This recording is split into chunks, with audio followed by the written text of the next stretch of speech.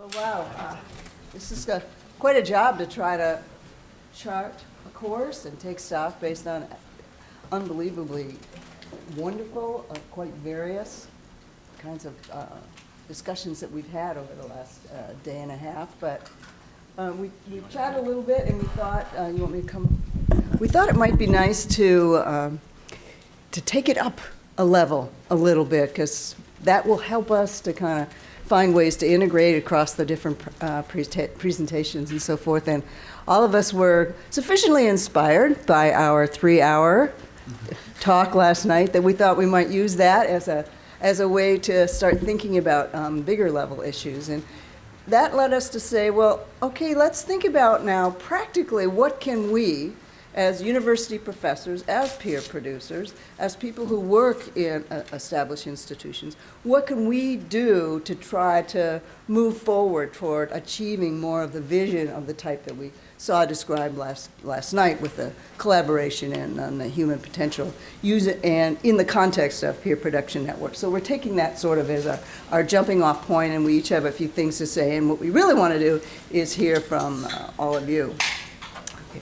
So one first place to start, and I'm not going to go over each of these, but these are just a number of bullet points that Yokai has already published as things that we can do to kind of move toward creating more of these collaborative kinds of systems. These are just my summaries of his main points at the end of his HBR article based on I like point number 1 being at the Annenberg School for Communication. The communication is absolutely a critical place to start. And I'm not going to go over each of these, but if you haven't read the article, I encourage you to go ahead and do that. But thinking beyond that, the question is, how can we think about where we are now and how to get to where we want to be? And so I thought I might just take a really broad brush thing from ecological theory, just using 3 sort of really sort of bigger concepts, the notion of variation, selection, and retention. And what we've really heard today and yesterday in the talks is how a lot of the different functions and features of these peer production systems, things like transparency and anonymity and so forth, contribute to the effective functioning of these kinds of systems. What are their implications for how they function as a whole? There's another way we need to think about variation, though, and that's if we think about the participants in the existing institutions, things like our universities or our work organizations. And many of you, I don't know how many of you serve on admissions committees, for example, to your own universities, but we tend to homogenize a lot in who we admit to our universities. We tend to stamp out variation. We get people who have functioned extremely well in the existing educational system, getting high grades, accepting the way things are in that system. And they come in and they thrive as long as we offer them the same kind of systems that are very much unlike the systems that Yokai was talking about. Okay? They are rule-based, reward-based monitoring systems. So we select people who will work well in those kinds of systems. So that, in a sense, how can we get more variation in the people we admit into our institutions? Because one of the things that we do is we educate people. We train these students, and we train the teachers of these students as well. And that will, if we can change some of those systems, that may help move us more toward the ideas that Yokai was talking about. We also want to encourage our participants, our students, to expect something different than the existing systems. We're going to change it. An issue related to selection is thinking about, Yokai talked about one of his recommendations was to frame practice as collaboration and frame system as community. And if we take another way to think about framing, can we frame the collaborative systems that we're talking about, our peer production systems? How do we move them from being alternatives to being the norm? Okay. How do we frame them as less disruptive than mainstream, moving to the next step? How do we now see it as the way we want things done rather than a challenge to the existing system? And part of that will, of course, mean things like redesigning our instructional methods. Is Jerry Kane here?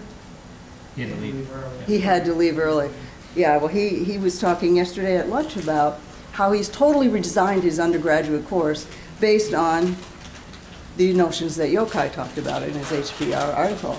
And how the majority, not all, but the majority of the students are really stepping up to embrace these new kind of systems and norms. So that would mean all of us would need to be rethinking about our own instructional methods as not just researchers, but as university professors. And then finally, just a couple of comments, and then I'll hand it over to Brian, is Yochai talked about last night that change can happen from within as long as we bring into our established institutions people with new sets of expectations, new sets of norms.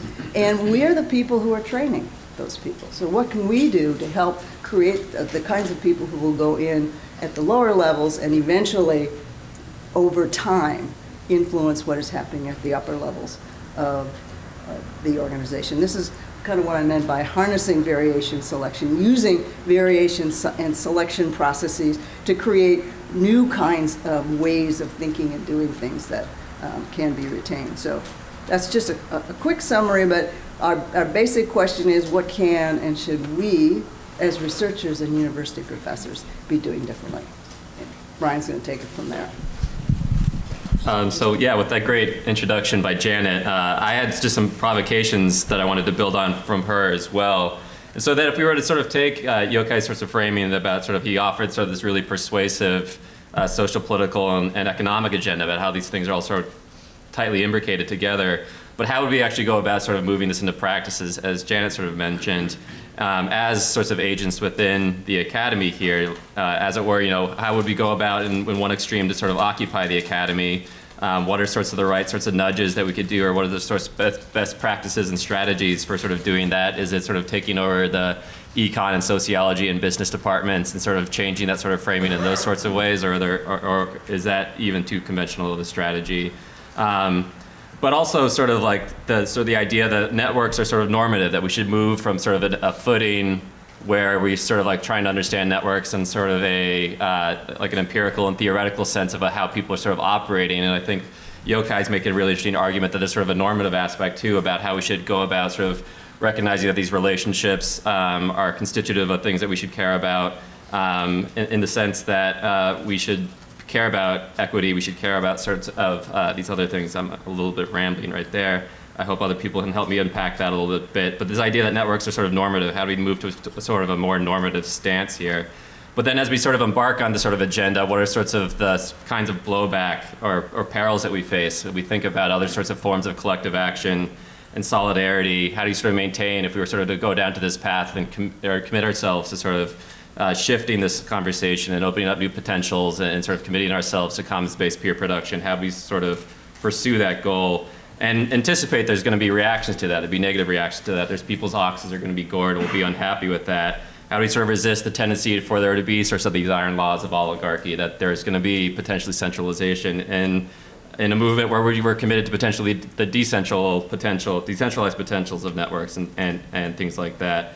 And then based on the question that I asked Yochai last night, is it sort of too premature? Or should we keep our powder dry until there's a better opportunity, or is the opportunity now to sort of start making these shifts and these changes as well? And I just think back into some really interesting sort of historical examples in the academy, and this is me drawing on my sort of STS background, where the academy has sort of, scientists have committed themselves to sorts of a new normative stance. As you can imagine, after the Manhattan Project and the atomic bombs, you had physicists thinking really deeply about having an Atoms for Peace program and having forming sorts of like the Federation of American Scientists and things like that, where we're going to make sorts of normative and moral commitments about how technology should be used to pursue particular social goals over others. You could see in the 1970s, after the recombinant DNA sorts of scares, that you saw the sort of the community come together and sort of collectively sort of agree that we're not going to pursue some kinds of research. You could also imagine sort of coming off of the sort of out of the 60s and 70s, you had sort of the Freshwater School of Economics came together, sort of emerged, sort of in many ways took over departments and have pushed an agenda and captured sorts of elite institutions. So do things like that sort of offer a strategy? If we think about things like sort of postmodern sorts of theories and philosophies and things like that, kind of taking over sorts of anthropology and sociology and philosophy departments, and the waxing and waning of that as a sort of as a commitment, does that have any things that we should be sort of wary about in terms of embarking on a mission like this? So that's a sort of a rambling sort of set of provocations, and so I'll let this Brian here try to help us build a program. So first I want to thank, I guess it's probably Nosh or whoever invited me, because it's given me a wonderful opportunity to think about things other than budgets and personnel and other administrative things. And so I wanted to just kind of say, as a researcher, it has been very nice for me to see that in the spaces that we're talking about, we recognize that there's commonality. So in a peer production system, there's a common goal or there's common things, but the hard problems come from heterogeneity. The hard problems in these structures come because you have different people, you have people with different perspectives at different stages of development, that they're changing. So that we're starting to, I think, in our thinking and our theories, moving away from making statements about common elements of these things and starting to say, how do they survive, how do they function, how do they work in the face of the heterogeneity that is inherent in real life and that has to be dealt with, because that's the hard problem. Similarly, kind of thinking very carefully, something I see we're starting to do, of the intersections between people and artifacts and how these things change and how they simultaneously coexist and co-evolve. We're moving from kind of high-level, I'd say general statements about coevolution being something that happens to actually thinking about how it happens and what's going on and what are the implications about the way it happens. I still see us struggling a lot with us going, well, I can describe the artifacts. So there's some of us that are much more comfortable talking about the artifacts and gathering data. We have data that's about the artifacts. And then when we start to talk about the people, we hand wave. Or vice versa, we have folks that are very, very, good. You have very good data about the people and very good models about people. When we start to talk about the artifacts, we hand wave. And so it's good to see we're starting to talk about those at the same time and thinking very carefully about what happens when you try and theorize about them together. And we're not done yet. We need to keep doing that. And then the third thing, that again, as it's just a researcher and I'll say a theorist or someone who probably doesn't collect as much data as I should, we're still struggling with the following problem, which is our explanations are almost always people change. The problem is people change means two things. One is it means individuals change, they develop, they learn, they're socialized, they develop norms, whatever. I mean, psychologically, they change. But other times we tell stories in which the people change, meaning they're different people at a different time. So there's selection mechanisms, there's movement of people through roles. And we're still not precise enough about when it's one versus when it's the other and how these two dynamics play off one. And again, I was kind of looking at this as I saw the different presentations. People will often start with one and then talk about the other. We start with a developmental model where people learn about what's going on and then they say, but then the population changed. And it's like, well, wait a minute, that's not a developmental story. That's a selection, that's an ecology story. So I think that's another area where we're starting to have to grapple with that, and we're doing it, and that's good, but that's a kind of theoretical issue, whether it's within the context of networks, dyadic networks, or networks as social structures. We have to recognize that people change and people change, and those are both happening at the same time, and we need to make sure our explanations understand which one's which, because the kinds of interventions you do are different depending on which of those mechanisms are dominant. So as a researcher, this has been very gratifying to me to see that I think these kinds of things that make our theories and our models and our recommendations much more usable, much more realistic, much more helpful, we're starting to grapple with that, but we need to recognize we're still in the early stages of being able to do that well. And so certainly the doctoral students and postdocs, I would encourage you to look at those kinds of things and other things and basically say what we have now is a nice first pass or second or third, depending on how old you are. But it's not quite right. It's missing this important thing. Here's what we have to do next. But to the bigger picture, I have a very concrete, specific provocation. So Brian had many big things. If you really want to go start social scientists to change the world, 501c nonprofit, great, do that. I'm all for it. But one of the things I've noticed in the academy is we have two kinds of colleges. There are colleges that are defined in terms of stakeholders. So a business school, if you want to know what a business school does and what they value and what they will spend their time and energy on, ask yourself what businesses care about. If businesses care about them, bear of it, it will be in a business school. In the US, healthcare is increasingly studied and considered and taught in business schools because it's a business and it's something businesses care about. Education, that's showing up in business schools because there's a for-profit business education component. If businesses don't care about it, it's really hard to have a sustained high-impact presence of that in a business school. Public policy and government schools, same kind of things. Law schools, same kind of things. A journalism school, which is different than communication. Journalism, same kind of thing. They have a stakeholder group, and ultimately, from an institutional perspective, that has a huge influence on what they do, who they hire, who they teach, everything. There's another kind of unit, which is topically defined, or I actually call phenomenologically defined. Physics is a department. Physics does not study things that the natural world cares about. Okay, they study the natural world, they try to describe it, but they don't study what the natural world cares about. They study what they consider as a discipline, as a group, believes as the important aspects of the natural world. Communications is another example. That one kind of is, they're not sure if they're a stakeholder defined or if they're a phenomena defined. One of the big trade-offs of this is if you have a stakeholder group, you know who provides your resources, you know who provides your influence, you know your paths for doing things. You sometimes struggle to define what you actually are in a disciplinary, phenomenological sense because that's not the way you answer that question. If you're phenomena defined, it's great because you don't have to make somebody happy. You don't have to invite the natural world to your conferences.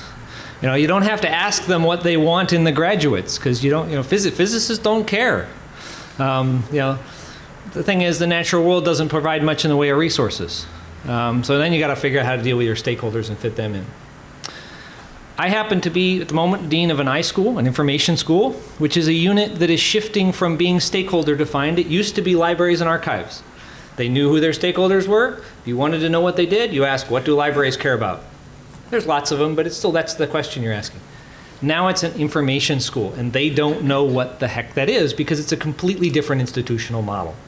Like I said, communications has struggled with this and some other things.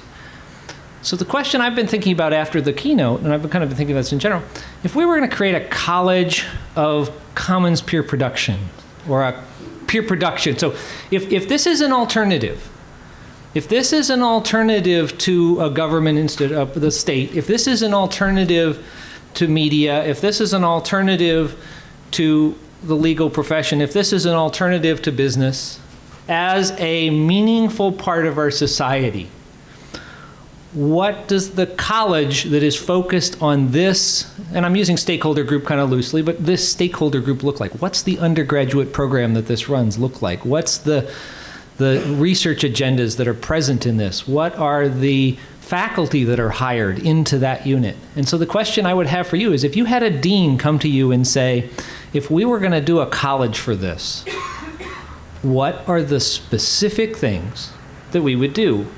And I think all of you probably have ideas about this because you're in colleges, programs, areas that don't quite fit. They don't quite fit you. And so my question is to you, if you had that opportunity, what would you tell that dean that they should build? Or, and again, if you want to just personally co-opt it, what is it you'd like to see so that the stuff you're thinking about would be better suited, better have the kinds of impact, and better support that? So that this isn't to say we abandon the business school, we abandon the other things, because we need to have that too. But what's the place that is the home for this look like? And how is it different than what exists today? Okay. Who would like to weigh in on it, any of these?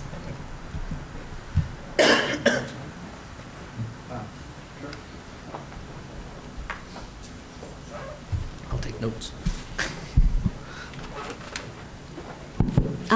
Hello, I'm Wei Yan from USC. Actually, after this 2 days experience, I have some opinions and questions from the perspective of a very confused graduate student who are both interested in peer production and networks, because the name of the conference is called Peer Production Networks, and I expected to see more synergy of peer production and networks than I actually thought I saw. So I guess the first question I have is, what is the relationship between peer production and social networks? Because so far, at least I have seen two things. The first is peer production seems to be, according to the conceptualizations of Professor Benkler, Castells, and Woody Powell, a new form of organization that is called a network. But then, on the other hand, there are a set of network-specific concepts and tools that we can use to study the social phenomenon that is called peer production.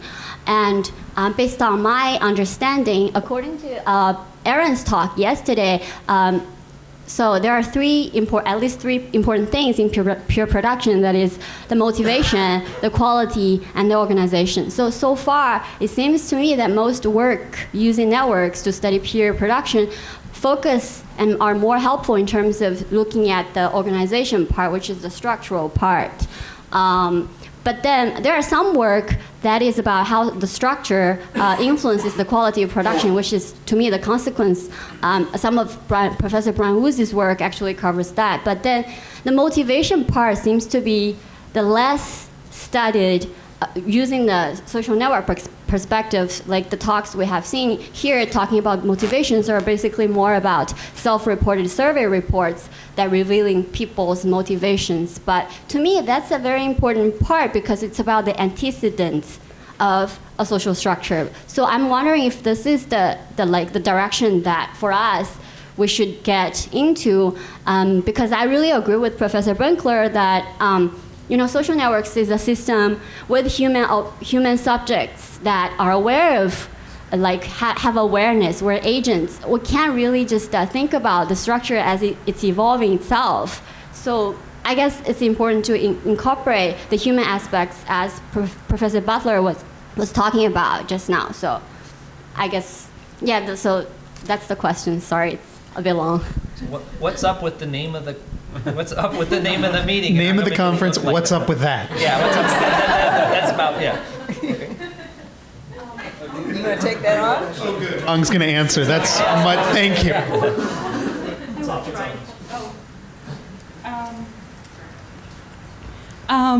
Base question was kind of like interesting in the sense that I recently responded to Arnar. The reviewer was basically saying, what are you doing with network analysis? Why are you using network analysis to analyze peer production? So I was like, well, basically the major question the reviewer posted, I'm sorry if the reviewer happens to be in this room. Okay, that's anonymous. So the question he posted or she posted was basically saying, when you're looking at networks of peer production, you're actually sacrificing the richness of the data because you're not looking at the perception of the structure, right? So my own work is really looking at comparing the governance mechanisms, such as there are different ways of the different social media affordances actually give us a lot of different ways of organizing the collaboration. That sort of gets back to what we discussed the other day, that sort of, it's not just about organization, it's really about the organizing process per se. So to me, I think the kind of question which is really important for us sitting here is that how can we combine the different type of data sources? You have your user survey, you have the sort of digital traces we're analyzing here. How can we actually combine the sort of traditional network analysis and also more recent kind of introduction of computational social science analytics to actually better answer those questions? Can we see the alignment of user perception and also, what is designed to be the case in the peer production community? I don't know if I answered the question, if that's more sort of responding to the name of the conference. Sorry, why don't you take it? Yeah. And I can answer part of that in terms of how I think. I think that you answered part of the question. You answered the question yourself, which is that everybody here talks about networks, but that we mean different things when we talk about networks. That when Powell is talking about networks, or when Yochai writes a book about the wealth of networks, or when we mean a different thing than the mode of analysis. And I think that it's also the case that there's huge amounts of network data in the sort of like social network analysis sense, right? Within pure production networks, the other kind of networks, and that there has been we've seen Ulrike's looked at this using network data. I'm also Jeff in particular, you had done a lot of really interesting work. I think you're right that a huge amount of the work on pure production networks, in that sense, have not taken advantage of a lot of the network data or used network analyses, especially to answer some of the really core questions in the field, including motivations. I think that was actually a very nice analysis, and I don't know if I have a lot more to add to it, other than to say that I think that we have been, in some ways, talking past each other, and I think that that's a fantastic point, and also a very clear direction for research that I hope could come out of collaborations from people who met here for the first time, because we do have people that are strong in, I think, both, who use network in different ways, but are very strong in both ways, and I think that there's real opportunities for moving forward in exactly the ways that you've laid out. So. Okay. So one thing that we did have, and there was some hints of this yesterday in one of the presentations, and I would make the relatively strong claim that network methods, the way they're usually thought of and applied, actually are poorly suited for addressing many of the hardest questions in studies of networks as an organizational form. And we saw this yesterday with the idea that, well, there's rules and governance structures and these kind of things, and we don't have a good way of characterizing. Now, you could adapt network methods to answer questions like that, but that hasn't been how it's used. It's been used for very particular kinds of questions relating individual behavior and social context. And there are many of the hard questions in networks as an organizational form that are actually asking slightly different questions. And so I think thinking about the question you're posing is really important, and pushing the bounds on the methods and thinking of innovative ways of using those network methods to capture context and capture relationships in more creative ways. And we've seen examples of that is really important. And again, that's because you end up with this odd situation where networks actually aren't well described by networks sometimes. So I'm speaking a little bit on from a vantage point of historically looking at what this workshop has been trying to accomplish in different contexts. And it is not uncommon, so don't feel uncomfortable. It's not uncommon at the closing on the second day for people to say, where's the networks in this? And that has happened before. But I think that there is a reason, there are a couple of ways in which this played out. Part of the goal that Manuel, Janet, Peter, and I had in starting this is that, is it my phone? Yeah. Okay. That we had when we began this was in fact to try to fill a structural hole in that sense. And that the idea was that there was something evocative about trying to juxtapose networks with each of these areas over the years that we worked on. This one happens to be peer production. In previous years, it's been social movements, the science of teams, web science. And in all of these areas, I think there was an intuition that there would be value gained by brokering a structural hole here, and that, so in that sense, one of two things tends to happen. You might have half the papers that are straight networks papers, and then the other half that are purely on the other topic, and never the twain shall meet. Or as Mako pointed out in this case, there was a strategically ambiguous use of the word networks when it is seen as a phenomenon as opposed to a method of analysis or a theory specifically about that. And to me, I think that there's a healthy sign. Of course, I do hope that this opportunity will be there for people to start thinking both ways. I would make one friendly amendment to Brian's strong assertion, and that is, it has been my experience that it's not always the case that it's a one-way street where, people should think about seeing if there are ways to use innovative network methods in the context or in the service of what we are studying and the phenomena that we're studying here, or we're talking about here, peer production. To me, it's just as valuable and exciting for things to go in the opposite direction. I think when you look at some of the hard problems that have been described here, I would be the first to admit that some of them don't lend themselves to existing network methods, which doesn't mean that you don't think about new network methods and new techniques. One example was yesterday when Michael Macy and I talked about this. He had to leave, but looking at Ulrike's presentation, and even something as banal as betweenness, but trying to look at it as a real boundary span between two, that's a metric that is not that difficult to do, but doesn't exist. Brian's dissertation was amongst the first to try to look at pushing the envelope on bipartite network analysis when looking at Wikipedia contributors and the pages they publish. Relational event models is something that has been a classic example of a new network method that was triggered because we have the kind of data that we have in peer production networks, time-stamped interaction data. So I would say that part of what I think this community has an opportunity to do is to advance both. It's not one in the service of the other, but advance network analytic thinking, network analytic methods, and at the same time also advance the phenomena, in this case, that is peer production. So I'm sorry, but Peter and Janet might want to amend what I said, but I think that historically has been the role of this, and I see this discussion as very healthy moving forward in that particular. Nash, you practically took the words out of my mouth. I think that's a great answer. The only thing I would add to that is one of the things about doing network research is you've got to begin with categories. And a lot of time when you're looking at a new phenomena, before you could get to figuring out the relationship between nodes, you've got to be able to categorize nodes as different types. And so a lot of the work that has to be done before you can actually do network analysis is things that are around categories. Is this person an initiator? Is this person a sustained, contributor, and so on and so forth? Because once you have that as a basic amount of information about the system, then you can begin to look at interactions among them that'll tell you something that you can't get just by looking at the categories themselves.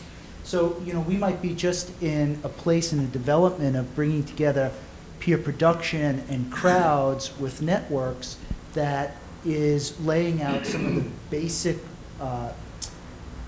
fundamental ways of characterizing the system before we could look at the interactions of the things within them. And at that point, then I think network analysis will become more prominent.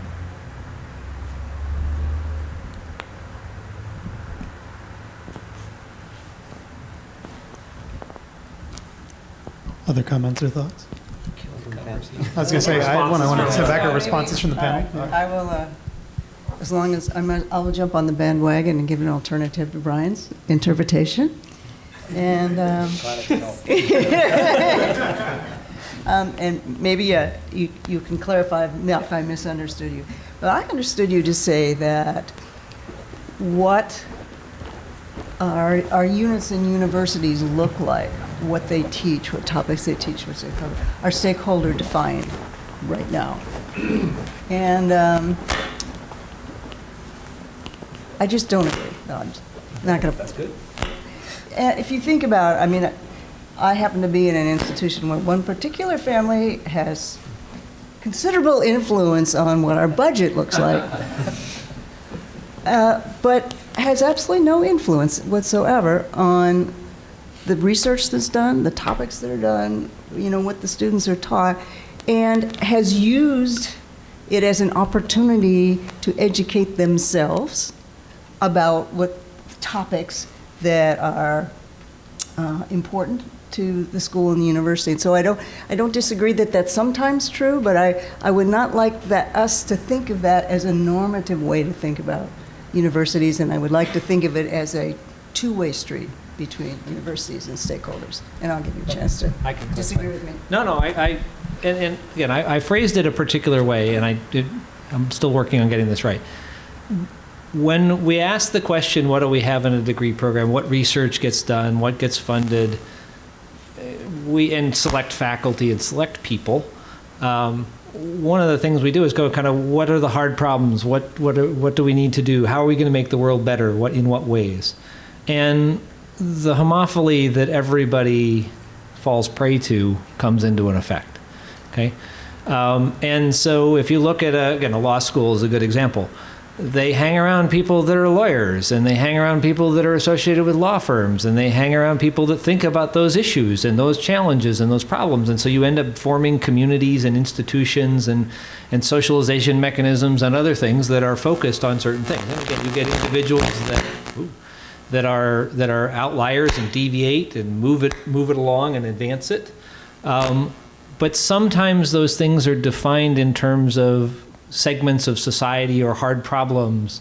And I kind of took away from the keynote that the idea we have an alternative way, or we're interested in an alternative way of organizing, thinking, structure. There's lots of different ways. I don't know what the right word is. If we were going to try and strengthen that movement, or that direction, or that idea, what might we do to do that in the context of the university? And so it's not to say that it's the outside factor driving it, but business schools exist to help business and to help the economic aspects within, for the most part, capitalist structures. That's what they exist to do. So if we had one that was set up to try and advance networks, I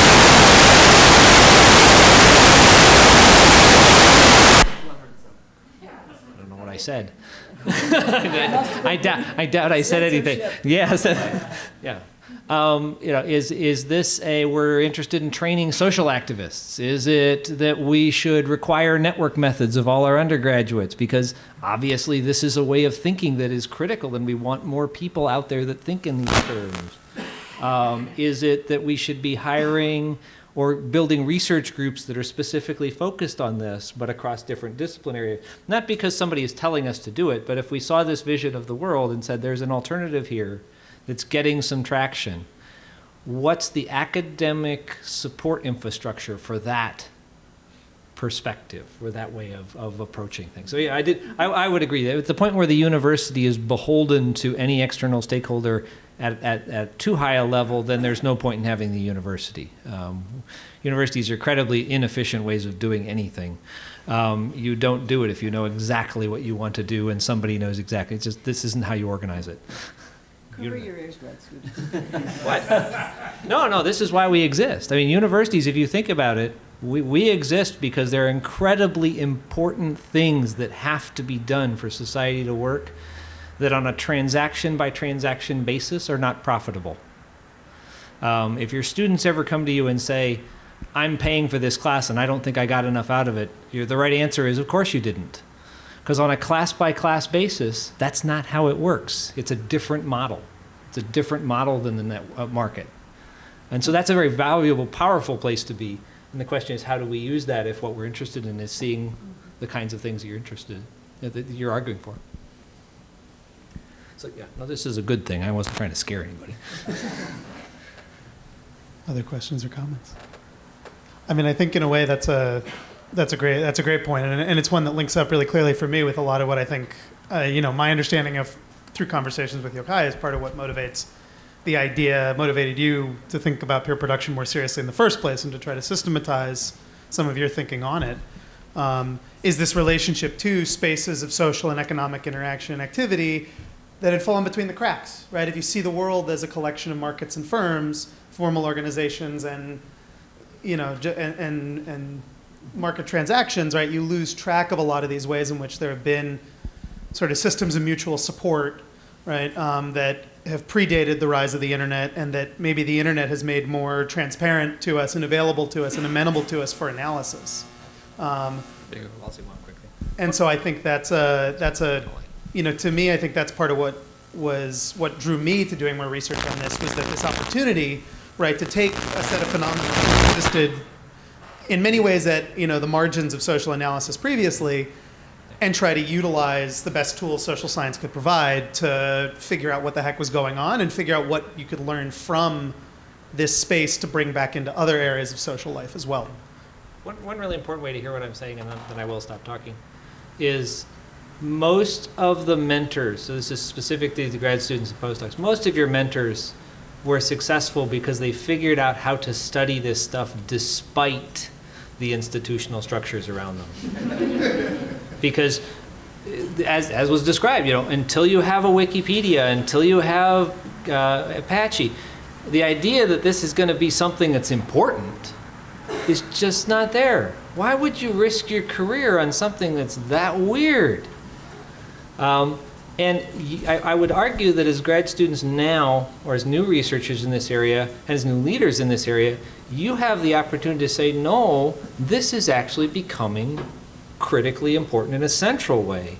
So rather than adopting the strategies that most of us have used, which is how do we figure out how to do big things without those resources, one of the questions you need to be asking is if we're going to be building those structures and building those things, whether it's conferences and things in academic areas, new topics, so that under the assumption that this is important, I think you'll get the support to do that, or you're much more likely to get the support to do that, and recognize that your mentors actually, for the most part, don't know how to do that. We're very good at coming up with ways of doing it despite not having that kind of support. And you're in a transition generation in some ways then. And I wanted to build on a comment that Nash had made. And so if I was going to put my sort of Barry Wellman mask on for Halloween here, I think he would, if he was sitting up here, I think he would be scolding many of us for thinking of network analysis methods as purely sorts of methodological, right? That fundamentally networks are sort of a theoretical sort of commitment that recognizes some things that Yochai had touched on about sort of recognizing the sort of the preserving sort of the individual and recognizing structure, the primacy of relationships and things like that. And so that I think when we, so what Nash said, where it flows both ways, we shouldn't just sort of think as network methods as a way of sort of just like putting data through and getting new features out to put into regression models and things like that, but as a way of sort of coming up with new kinds of constructs that we can then use in these other sorts of contexts, right? So that we were thinking about like Mako and Aaron's sorts of work about sort of like, we could think that they could have run that same study on any other kind of typical organization, but what about the network? It's sort of interesting. Like what are sort of specific network constructs as outcomes that they could have been looking at and then brought in all these really strong causal sorts of inferences. When we think about Kevin's work about sorts of motivations and things like that, like the way that we sort of survey people is, you know, that we might run that in a traditional organization in a similar sort of way if you're a consulting firm, but what would be sort of the specific network construct or outcome that you'd want to sort of capture in terms of like the motivations? You know, is it the fact that we're sort of like deeply embedded and reciprocal or something like that? And so I think that the provocation I would then make is that, you know, network methods provide these sorts of constructs that we can then use, and I think that's incumbent on us that we actually go out and start using them and incorporating them into our sort of traditional methods. So I think that network analysis provides these sorts of constructs and ways of seeing the world that we can then use as outcomes for these kinds of studies, rather than just sort of being like a box of things that we can just throw data through and make hairballs out of. Research hairballs. Well, on the note of research hairballs, I think that might be the perfect endpoint for our conversation. So please join me in thanking our panelists.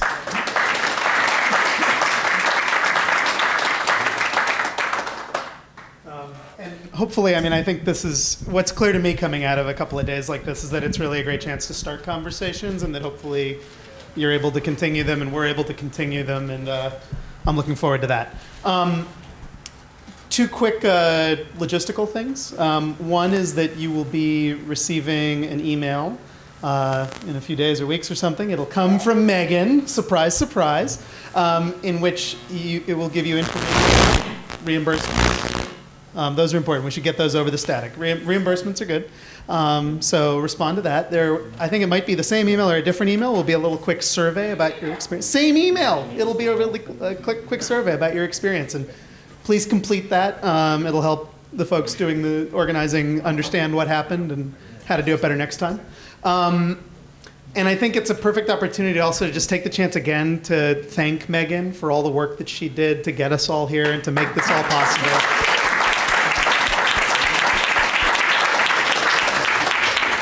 And Eric as well, although where is he hiding? He's over there too, so thank you, Eric. Yeah. And we'll thank all the people who tweeted. I was going to say thanks to all the people who tweeted. I was also going to thank all the people who sort of worked around the edges of the event, including the folks behind the camera over here to keep us fed and watered and videotaped and all those things. So thank you very much. Yeah.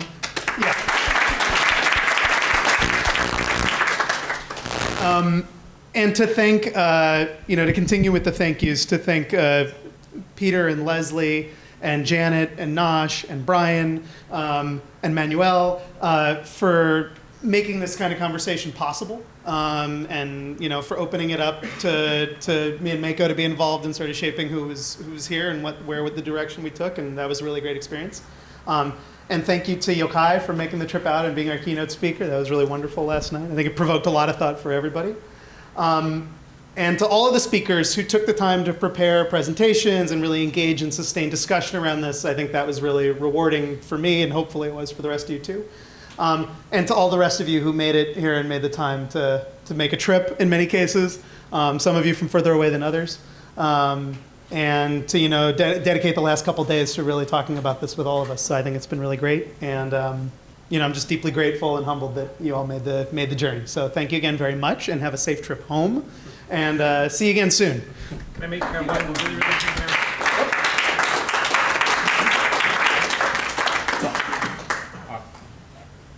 So, well, it's inappropriate coming at the end of the thanks, so I should probably start by saying thanks also. I also wanted to point out that there's an NSF-funded Savvy looking at sharing data collection and data around peer production networks and open online communities in general. And since many of you in the room are doing research in that area, it would be great to connect you to that network.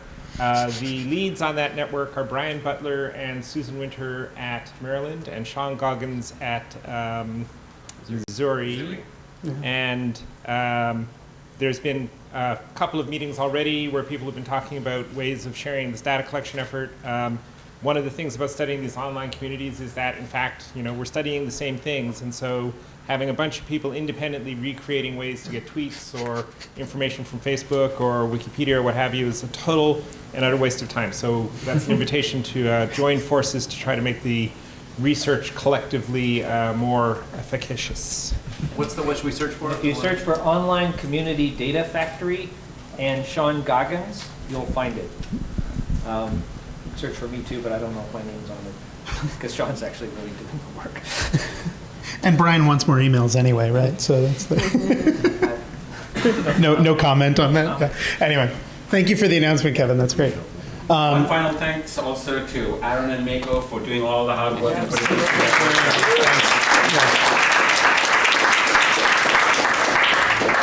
And to not.